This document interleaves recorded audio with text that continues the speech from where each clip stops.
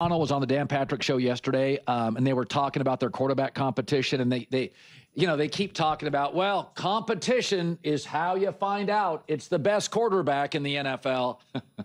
Here's Kevin O'Connell.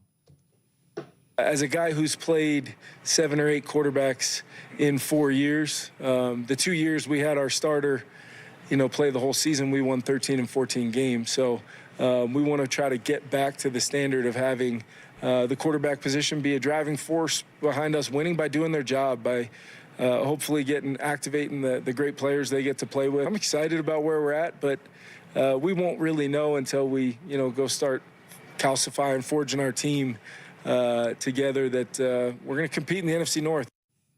Here's the thing. When people say competition is how you find out the best quarterback, that's true in high school, college, and 7-on-7 summer camps. It's not true in pro football. You got to go into a camp with a guy because the margins are so thin and the coaching is so good. Belief, the locker room believing in the quarterback can be the difference. I mean, we know this to be true. The better the quarterback generally can help a defense late in games to get the ball back. It's a more inspired defense. So we know the coach is great. We know Brian Flores and the defense were top 3.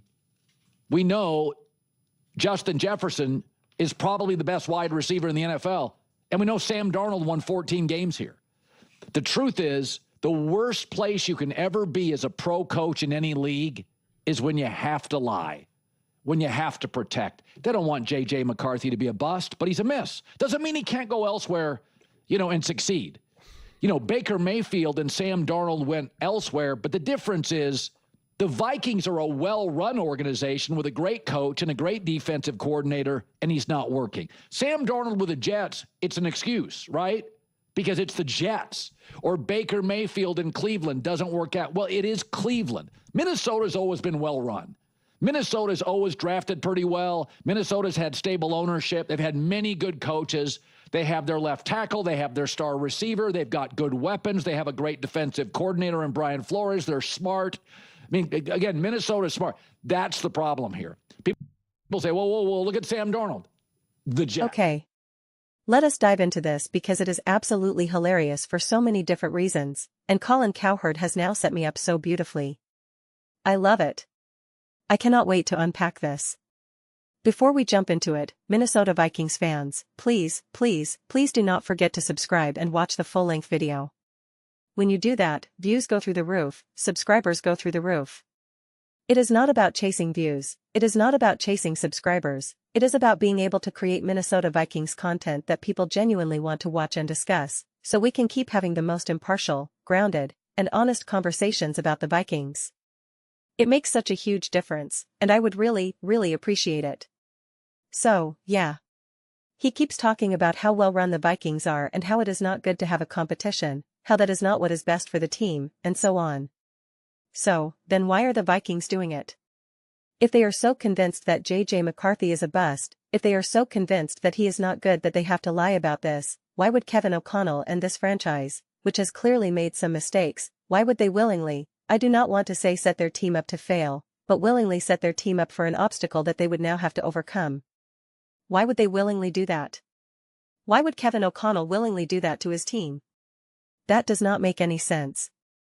If J.J. McCarthy was this absolute bust and had absolutely no chance to start, there would be no competition here, because that is what Colin believes.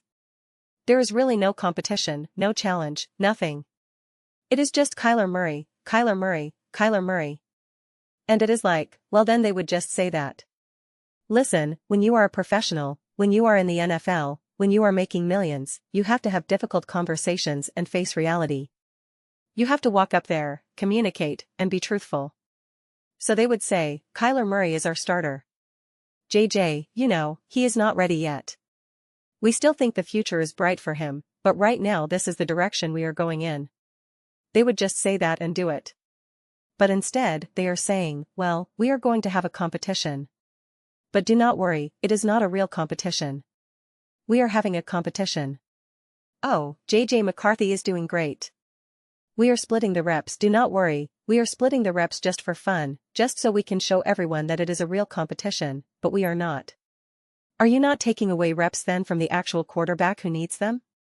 No, it is okay. It is okay. Do not worry about it. Just, it is fine. Well, look over here. It does not make any sense. It makes no sense whatsoever, especially if they are a well-run franchise and Kevin O'Connell knows exactly what he is doing. And Brian Flores too. Brian Flores wants to be exposed to that nonsense? Justin Jefferson wants to be exposed to that nonsense? What are we even alking about here? So we can stop pretending that this is some whole mirage, because it is not. There is a genuine competition because Kyler Murray is not this automatic, bona fide, established quarterback who is just going to take the Minnesota Vikings to glory. And J.J. McCarthy is not an absolute joke of a quarterback who has no chance to develop, improve, grow, and actually become the starter for the Minnesota Vikings. We can just stop with that nonsense. Stop with that narrative that we so desperately want to be true. This is the narrative we keep getting fed. J.J. McCarthy terrible, awful, bust, will never be a quarterback with the Minnesota Vikings. Kyler Murray, oh boy, just wait. Kevin O'Connell and Kyler Murray and Justin Jefferson, oh just wait. This team is going to win it all. They are going to be unstoppable. Brian Flores defense, let us go. So just stop with that nonsense narrative.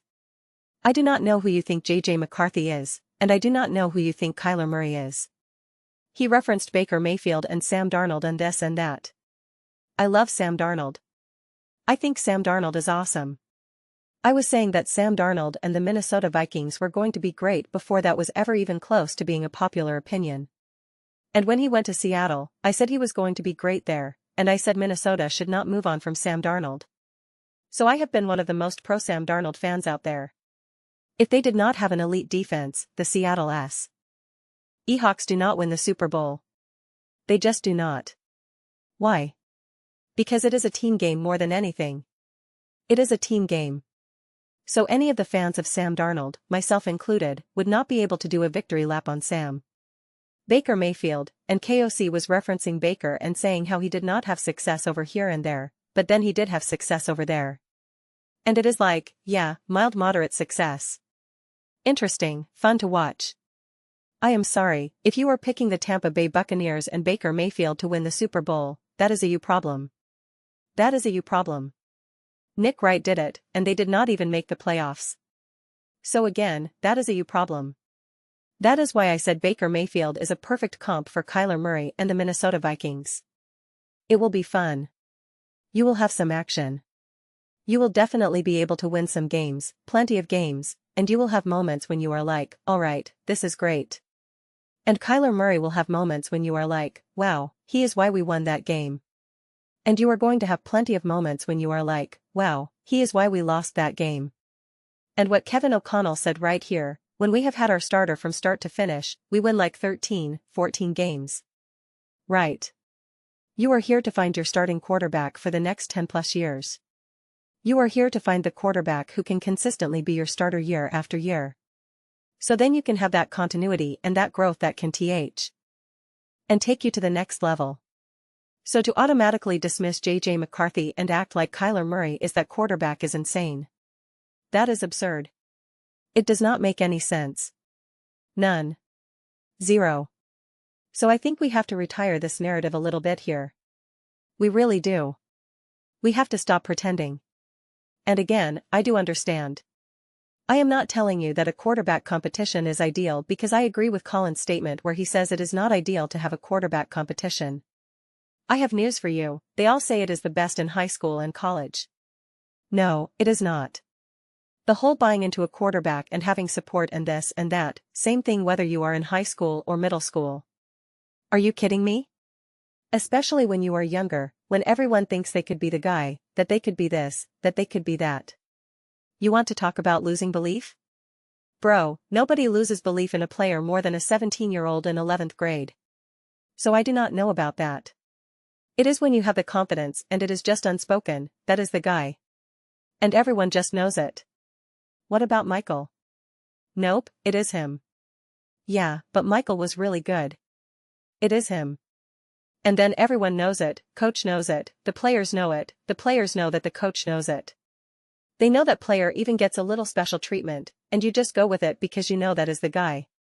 The moment that gets questioned, you are like, why does coach never yell at him? Why does coach always allow him to do whatever? So it is never that great. You never want a competition because you want clarity. And even when you decide, there is always the what if and the question mark about the other guy. This is what I had said about the Minnesota Vikings and J.J. McCarthy and Kyler Murray. It is easier to start Kyler because if Kyler has some success or has some bad games, the team, my feeling is the coaching staff and even the players themselves, will be able to endure it more because they will not be like, man, put in JJ already. What are we doing? Whereas if J.J. McCarthy struggles, just because of the timeline and the chain of events that have unfolded for him, they will be like, what are we doing? Put Kyler in there. He is the veteran. He is the experienced quarterback. There will be more of a grounded belief in him. Unless that completely gets transformed in preseason camp and all that type of stuff, that can change a little bit. But I do think an interception from Kyler Murray will be like, okay, it is a quarterback who threw an interception.